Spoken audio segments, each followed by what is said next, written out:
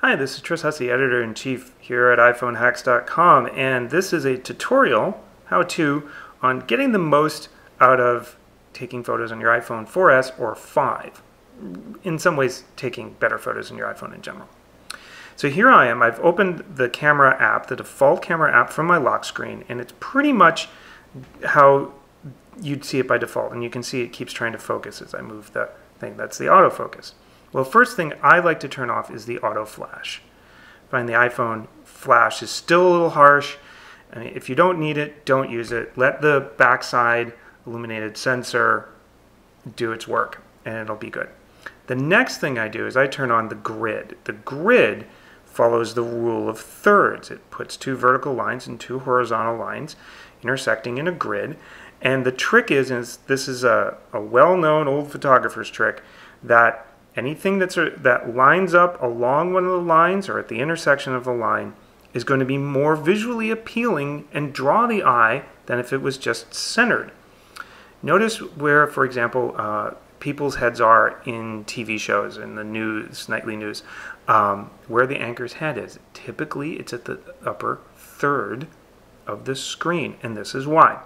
Okay, next thing is let's talk about focusing. While the iPhone tries to focus as best as it can automatically, yet sometimes you want it focused differently. So the way I have this shot, maybe I don't want the coffee cup to be in focus or set the exposure. I want the iHome speaker at the back. So I tap that and you see it gets brighter. Take that picture and you see it gets brighter. Why? Because it's setting the focus and exposure on that black hunk of plastic. Whereas if I tap and hold here on the Rocket donut mug, then the exposure changes and so does the focus. Now what if you want to focus on something like a mug and then reframe the shot so other things are in the shot, but you keep the focus on the first thing? Well, you do what I just did, which is tap and hold the focus, and you see the square pulse 3 times, and at the bottom it says EAF lock, which stands for auto exposure, autofocus lock.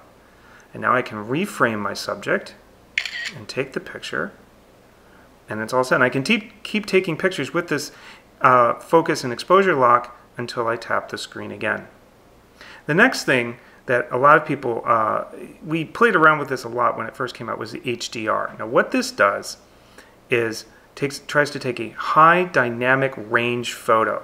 And there's apps to do this, and typically what they do is take a range of photos, overexposed and underexposed, merge them all together to get this high dynamic range photo. And if I bring that up, okay, this is the HDR version, this is the non-HDR version. You might not, so this isn't the kind of thing that you can really tell the difference on.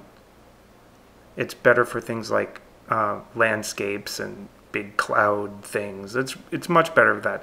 It also takes a little extra time to process it. You're much more noticeable on the older phones than it is on the iPhone 5. That was very, very fast on here on the iPhone 5. Next thing I want to talk to you about is focus. Is zoom, actually. So on a point and shoot or another camera, zoom is typically physical. Okay, it's a physical change of the lens, whereas on the iPhone, it's digital. Okay, so you can zoom in, I zoom all the way in on that part of the handle. Oh, let's go back. Okay, zoom in all the way on that part of the handle, tap to focus. And that's zoomed, but here's the thing. Because it's a digital zoom, it's never going to be as good as a real optical zoom, like on the point and shoot that I'm doing. So if I move this phone away and I zoom, that's a lens moving. Okay, it might, this isn't staying in great focus, but that's a lens actually moving. When we do it digitally, we lose quality. Okay? And if you try to avoid digital zoom, you'll have better pictures. It's pretty much the way it is. Okay, now let's talk about Panorama.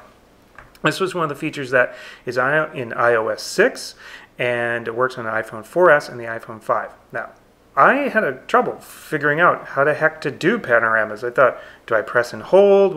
The shutter button, what do I do? Well, it's under Options. And you tap Panorama. There we go. And you hold your phone for a left to right panorama in portrait mode. Okay. And then if you tap the arrow, it will change the direction that you're going to take. And then to start, you just press the shutter button and start moving. Now, if you move too fast, it's going to say slow down. Did you see that? And then it'll stop. Okay. And if I want to do this in the other direction, he said slow down. I'm done. Now, if I want to do a vertical panorama, sometimes it doesn't like to do it when you're doing it like this. There you go. You got to just switch it up. Same thing. I'm doing focusing the line. Now you see the line focuses up and down. And I'm going to poke this up.